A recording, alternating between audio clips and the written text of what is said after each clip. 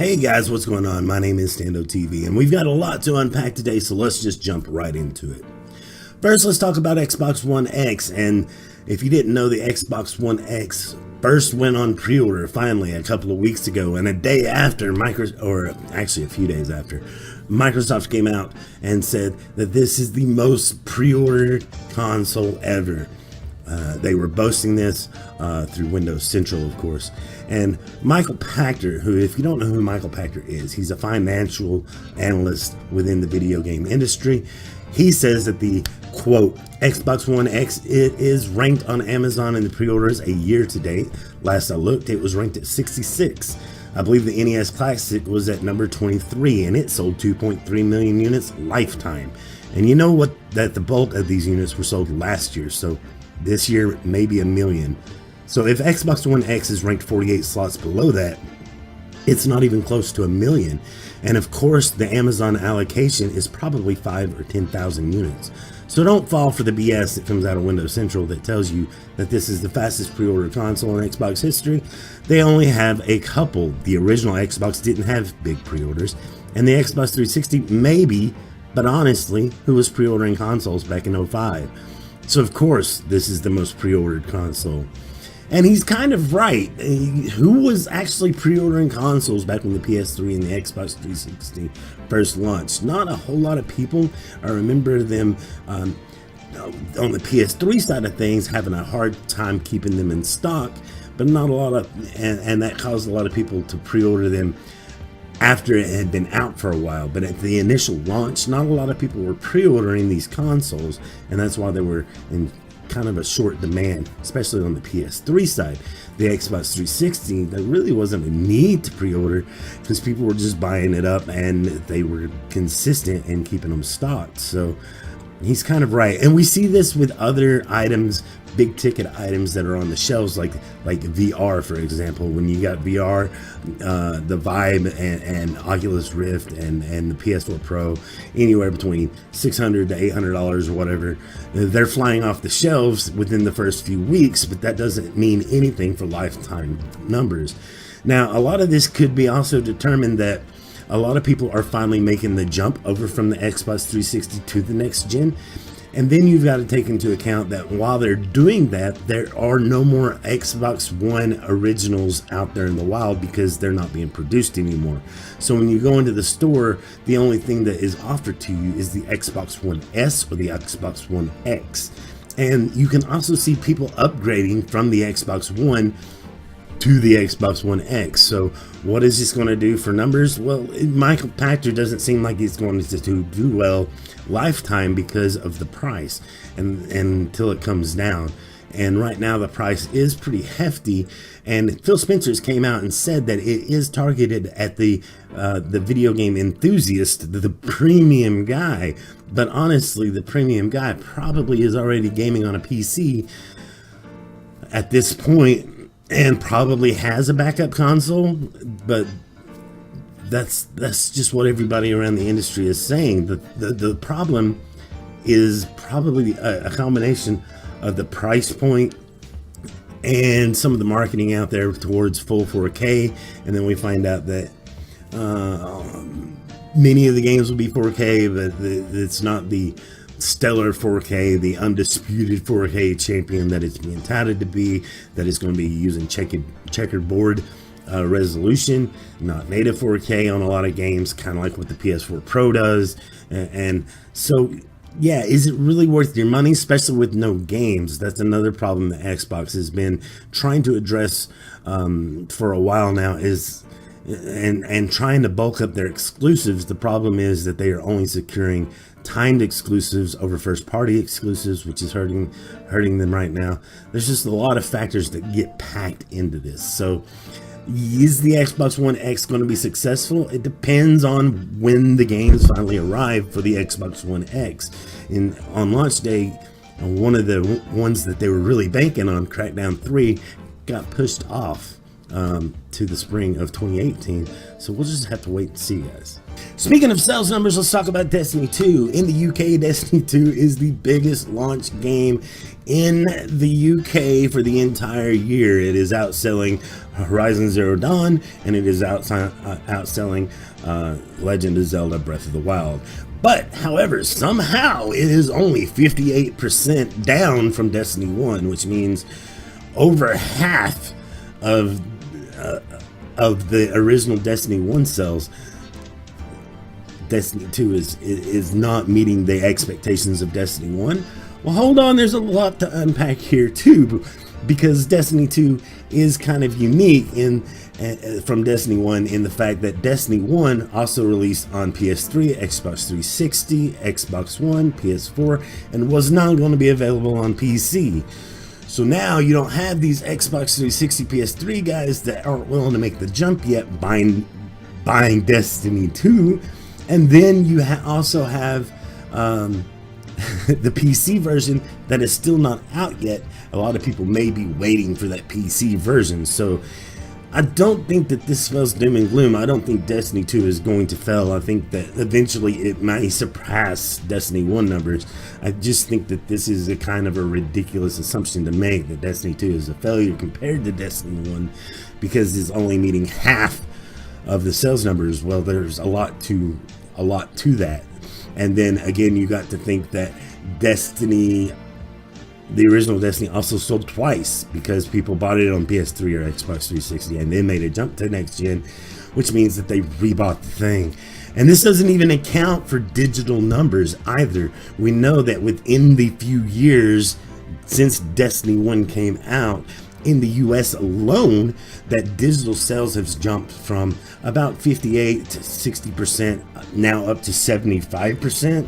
And we can assume that even though UK internet infrastructure is a little bit further behind, that maybe that their digital sales have also increased despite that.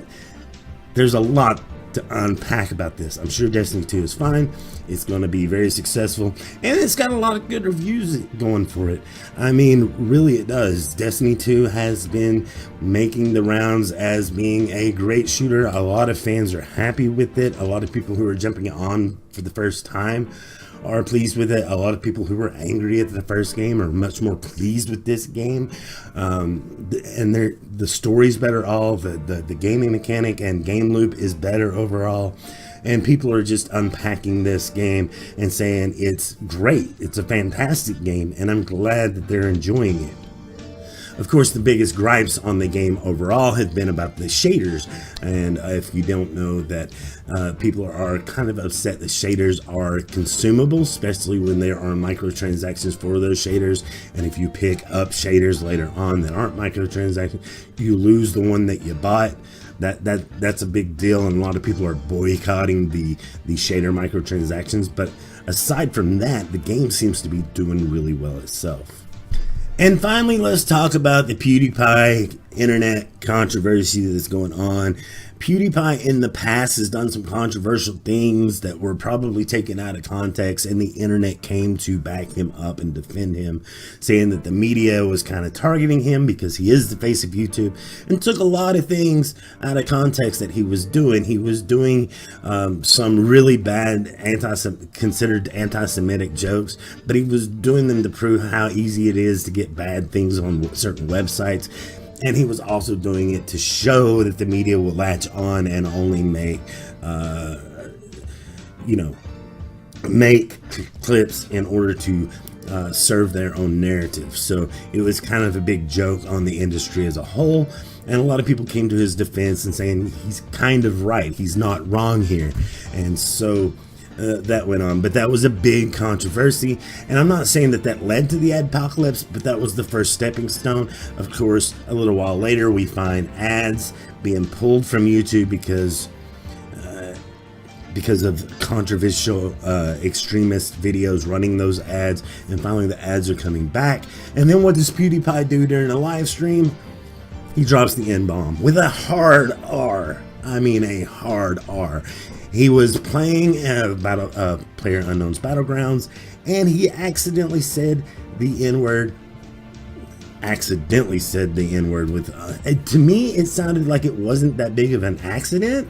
He dropped it like he meant it, and then kind of realized like, oh, he just realized what he said and how wrong that was, and then apologized for it, and he's saying that I meant asshole.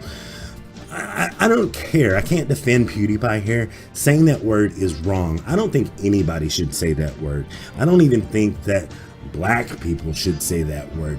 But that's just me. That's my opinion. I don't think anybody should say it, especially since it's a derogatory term for something that is very, very bad. And when I say I don't think black people should say it, it's because, well, that just shows the white guy that it's okay, and then you get a mess like this. Do I think PewDiePie is racist? No, but this kind of makes me wonder if he doesn't use this language in everyday terminology, because I have cursed and swore and said some bad things while playing a game, but I've never thrown a racial slur out there because, you know, that's just not my everyday vocabulary. I may say the F-bomb, or I may say holy shit or son of a bitch or something like that, but that's in my everyday vocabulary, not this. And this is bad. This is really bad. See, that's my big nigga right there, son. Hey, if you was any bigger, you'd be my bigger nigga. Sit down. Sit down!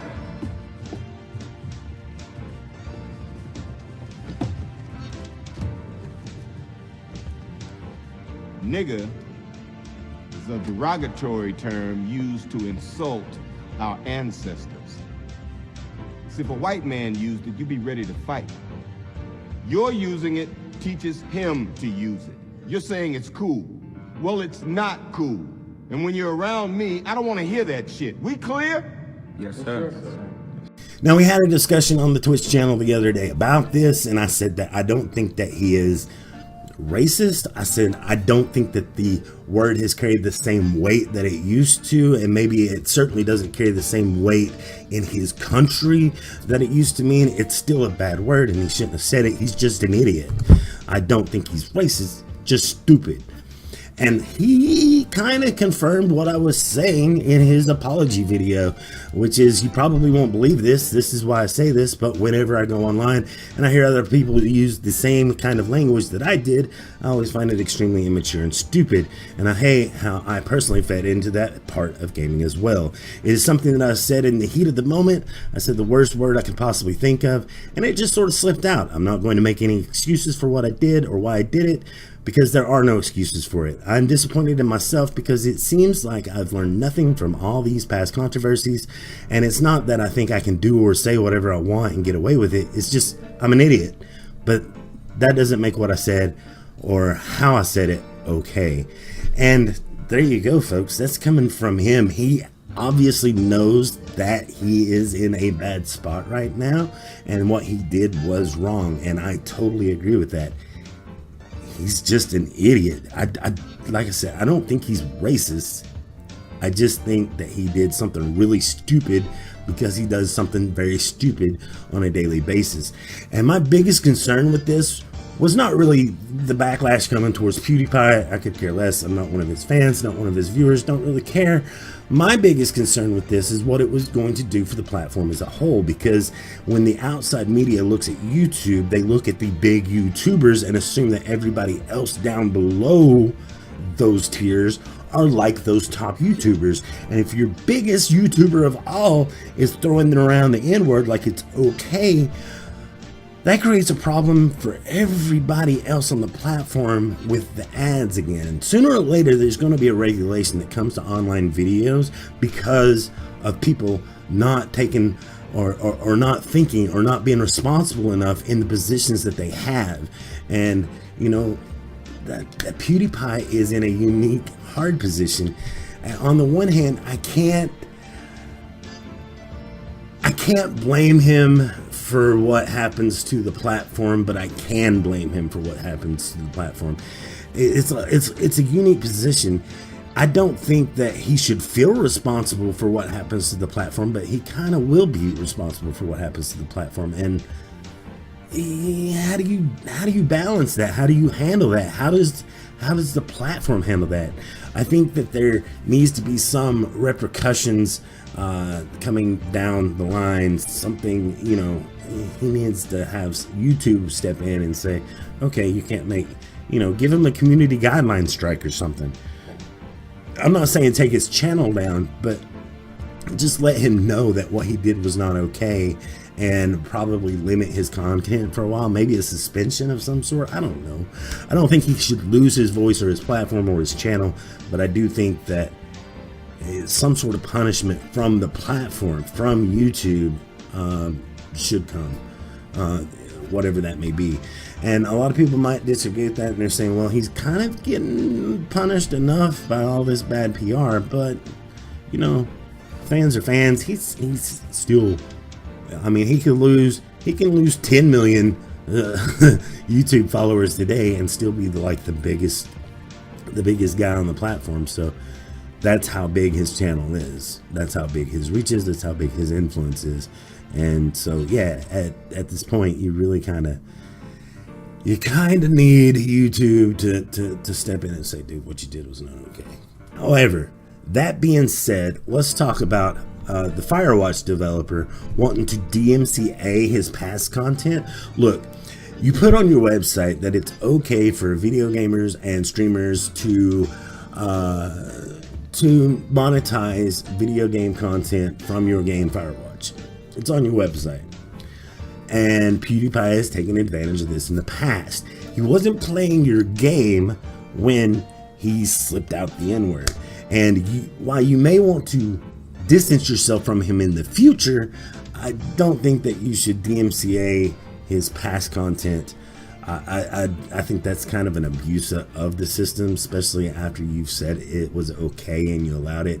However, you are within your right. You can 100% 180 on this. It's lawful. Total Biscuit looked into this and said that they would be within their law-given rights to pull the content from YouTube, because let's face it, Let's Plays and streams they're not fair use.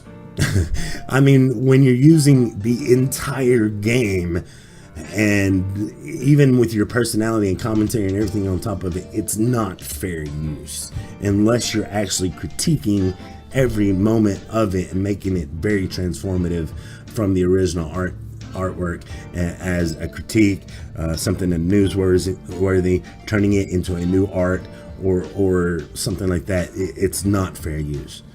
We know this. The video game companies have been very, very good to us, allowing Twitch to exist.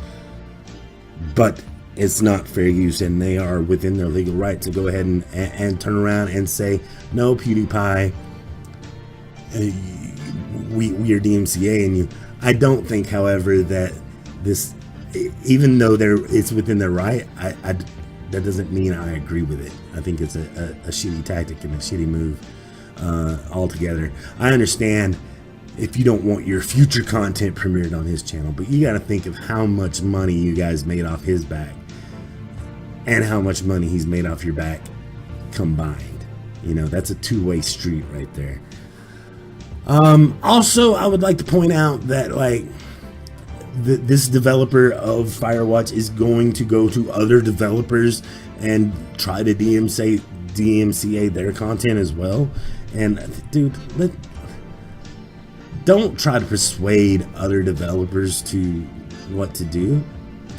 Leave that up to them.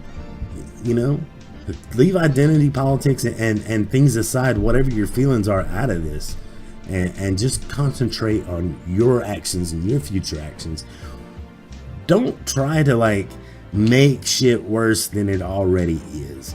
And you know, try to make the situation worse, because that's what you're doing.